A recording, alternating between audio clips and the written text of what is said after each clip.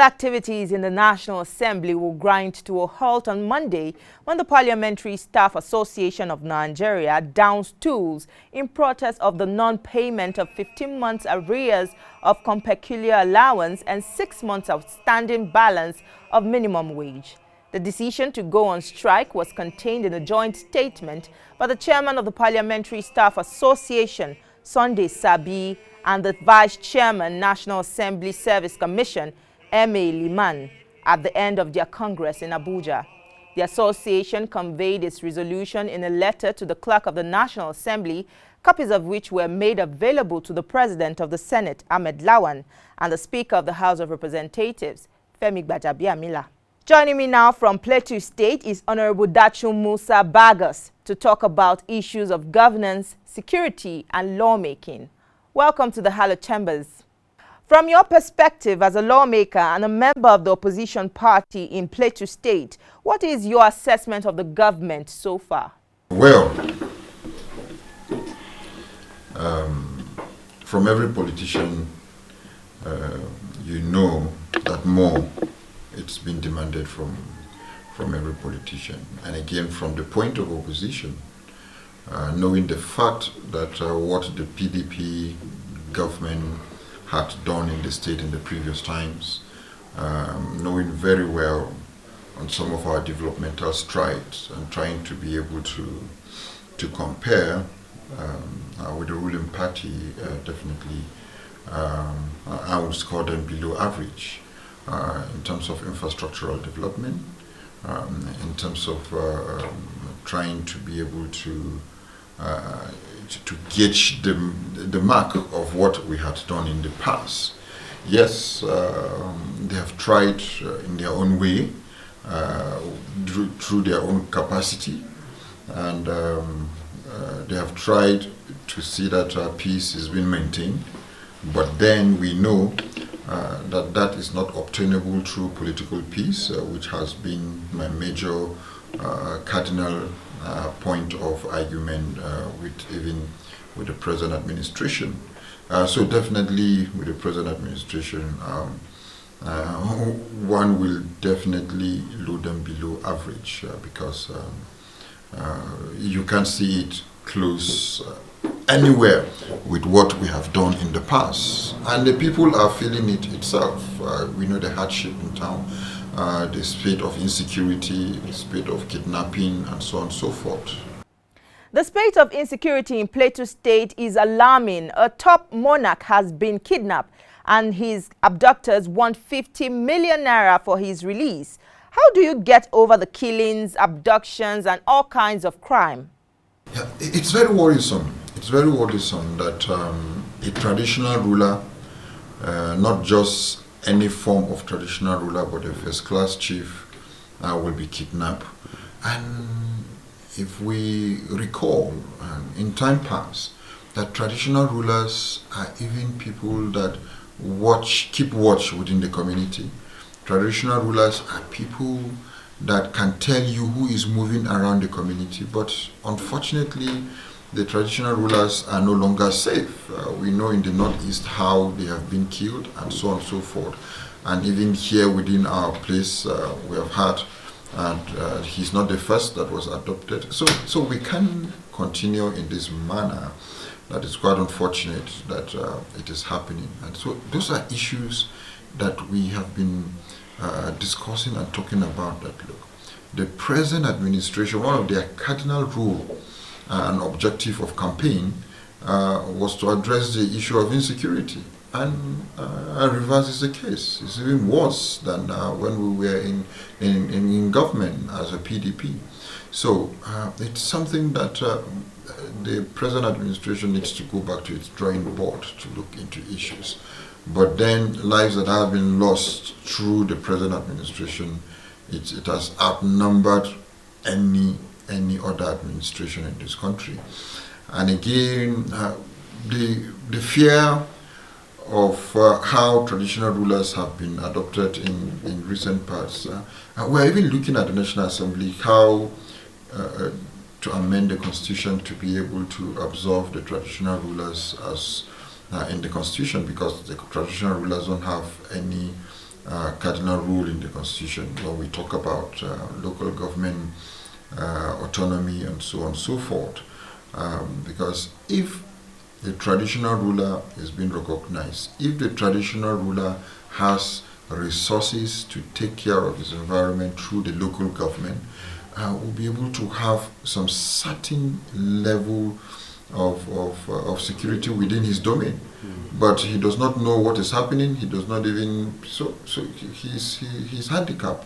So these are areas that we are looking at. How can we bring traditional rulers closer to governance?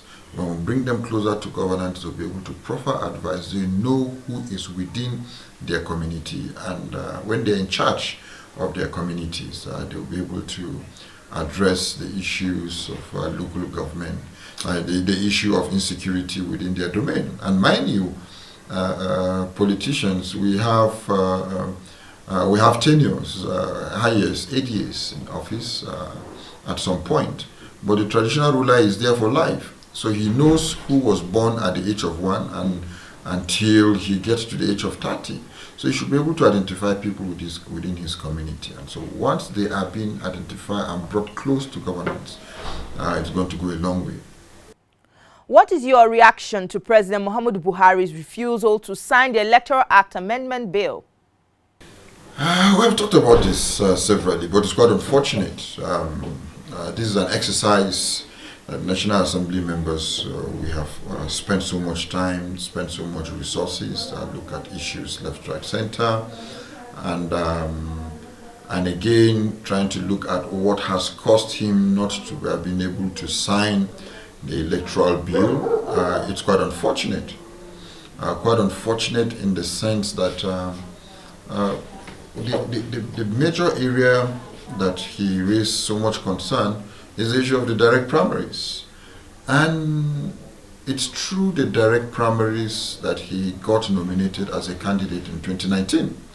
So what happened in 2019 that he got nominated as a candidate of the party in 2019 through direct primaries, and now he's saying no to it? Well, we don't have a problem with that.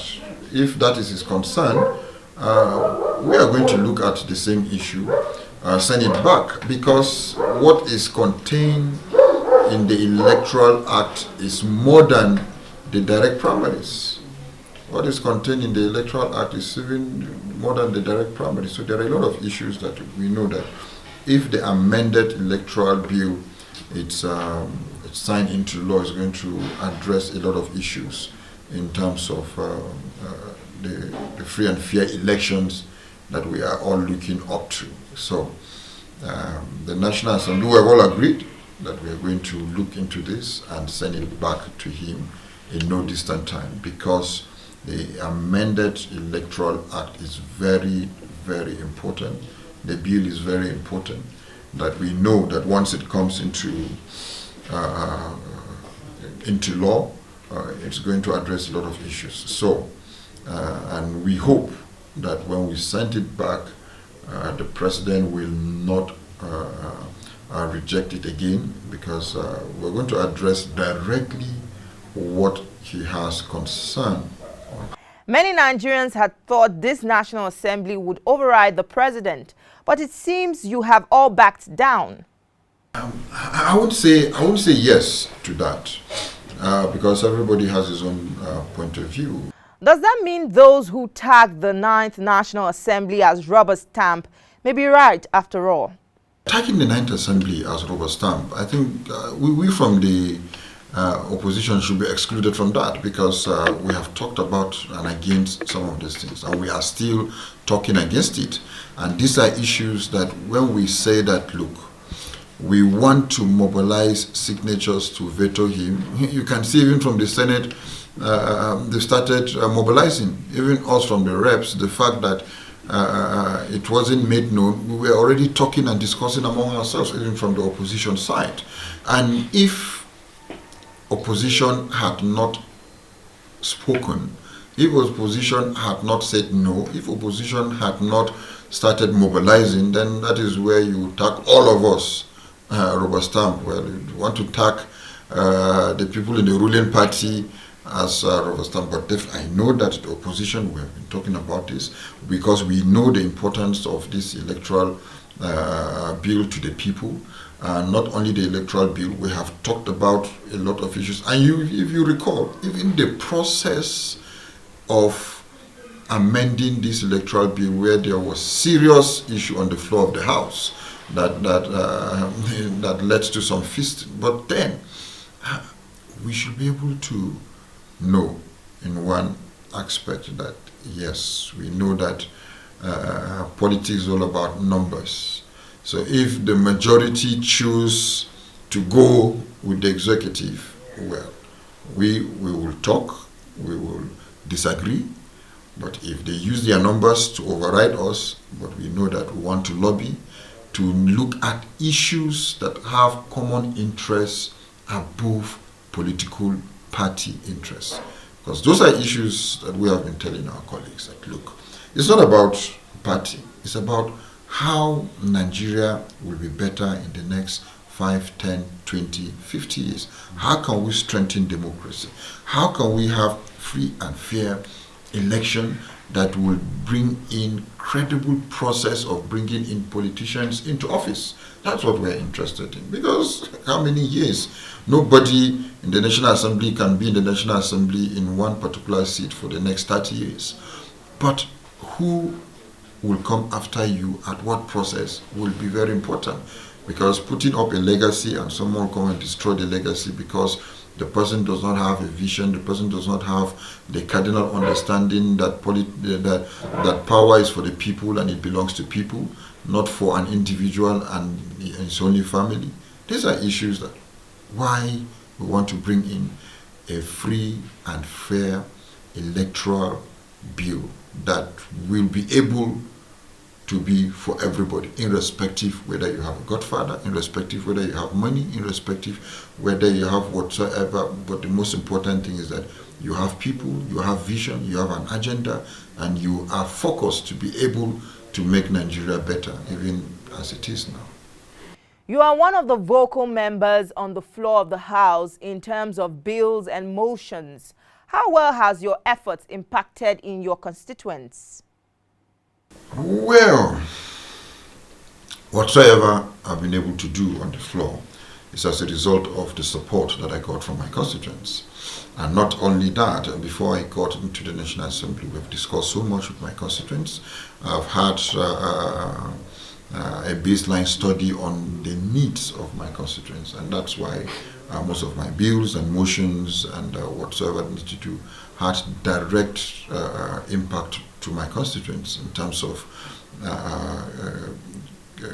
poverty eradication, in terms of employment generation, in terms of infrastructure through our constituency projects, outreach, and so on and so forth. Because as an agrarian constituency and at the same time a constituency that are so much into mining, we looked at issues that what are those things that we lacked and how can we be able to strengthen the mining sector within the constituency. How can we be able to open up and establish institutions that can be able to give our constituents some certain level of leverage in terms of unemployment. And again, having an enabling environment for businesses to be able to strive within the constituency as a cosmopolitan constituency. So we've been able to look at issues in many ways. Yes, some are in the process, some have yielded results. And again, when we look at issues and when we look at our constituencies, one of the major areas that we have been trying to look at and engage even government in it is that, look, we don't want a situation where we only look at how to be able to generate employment or address the issue of poverty just through government employment or just through social incentives from government. How can we industrialize our constituencies? Because with the high number we have within the country, there is no government that can be able to absorb our constituents into working in states or local government or even the federal government. But when we start looking at how can we have foreign direct investment within our constituencies, how can we be able to open the constituency, our constituencies to be able to be industrialized. When we start looking at industrializing Nigeria, how we'll be able to absorb the industries, will be able to absorb people, whatsoever services, consultancies, and whatsoever. Because once you industrialize, you'll be able to have other services as consultants and so on and so forth. So you open the system. But when we are straitjacket on just employment into government agencies, we won't be able to absorb that. When we are just straitjacket on employment into police, into military, into custom, or what, we won't be able to address that. But when we start looking at what are those foreign direct investments that our engagement at the National Assembly, what are those foreign direct investments that through the budget we should be able to have some credible interventions that will make Nigeria a business-friendly environment. And that's where we'll be having the challenge of insecurity and other areas. So my engagement at the National Assembly have been able to see how can we open up, how can we be able to engage foreign investors, how can we be able to look at bills that will be able to establish institutions, how can we be able to have almost of these things. What are those constituency projects that have direct bearings to our people? So those are some of my engagements so far that has led us to where we are. 10 years ago, organized labor was on the streets to protest the government's removal of fuel subsidy. It is déjà vu again, another round of protests looming. Why is this recurring? It's unfortunate that we are just going around the cycle. 10 years ago, yes, I'm in PDP, and it was a PDP government. I was even among the people that protested against the removal of fuel subsidy. On one cardinal point, and I'm still going to stand against it, on one cardinal point that look, yes, in as much as high cost of paying subsidy, it's bad. High cost of paying subsidy, in as much as there are some corrupt tendencies in it, in as much as some people siphon such funds. But removing it without addressing some cardinal areas is where I have a problem with. You won't tell me that you want to remove fuel subsidy and you'll be giving every Nigerian for 5,000 naira as transport fare. How can you be able to address those? How can you be able to identify those people that you'll be giving them for 5,000? When we know that database of Nigeria is a very big and a major problem. In short, some people use database as a mark of corruption to declare a number that is not true to be able to get whatsoever they want to get. So how can we even be sure? How are we sure of that that's not going to be another conduit to be able to siphon money out of it? Or we want to say that you're removing subsidy and you're going to provide vehicles on the road, or you remove fuel subsidy to... No, that is not the issue. Why are we paying fuel subsidy in the first place? Why can't we start looking at addressing the issues of our refineries? Why can't we start looking at, in every geopolitical zone, or even in every state, why can't we start looking at having a monocular refinery, which will not cost government much? If you have monocular refineries at least in every geopolitical zone, or at least one in two states, it will address the issue of the PMS, which is a major source, which is one of the major products that we use in the country. When you address that and when you make PMS available, you make most of these products available at a cheaper rate, automatically there won't be any need to import these products again that will make you pay subsidy. As simple as that. But when we don't address these issues and you want to remove subsidy, the hardship is in two ways. When these people that are importing no longer get the subsidy, they will divert these products. Importers will divert because it is not government that is being importing in the first place. Importers are importing these products and government is paying subsidy on it, removing whatsoever. So, to me, it does not add up. We have talked about this 10 years ago. We're still talking about this. Address the issue of refineries. When these products are available everywhere in the country, there won't be need to import. So if there is no need to import, who are you going to pay subsidy to? So these are the issues that we should address first. So if they are importing, I am now saying that the monies that you are paying subsidy with, you are going to give Nigerians transport fare for 5,000.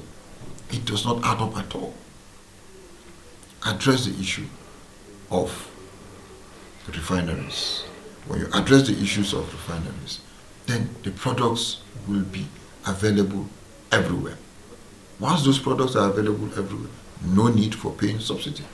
It is as simple as that. I'm not an economist, but at least that is the simple logic that we all know that will address the issue of fuel subsidy. The current administration admitted insecurity was its greatest headache in 2021. What options should be adopted to solve this national challenge? You see, one of the major problems that has led us to where we are today is religion, ethnicity, and self-centeredness. Because if we had removed religion and ethnicity in governance, we couldn't have been where we are today.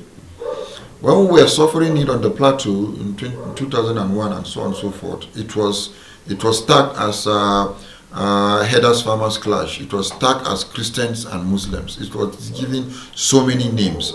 Most of our northern brothers did not come to our aid. The south was on its own. Everybody said, plateau, you people, you don't want Christians, you don't want Muslims, this tribe don't want this tribe.